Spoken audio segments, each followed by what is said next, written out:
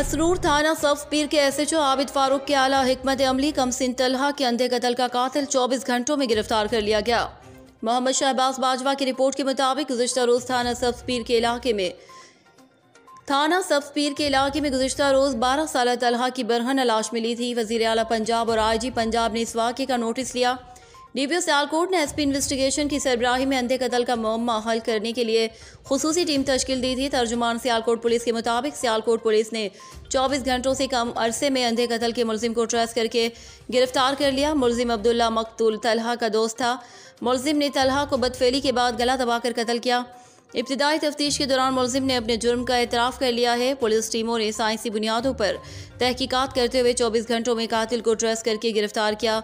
मुतासरा family को इंसाफ की फरहमी हर सूरत यकीनी बनाई जाएगी।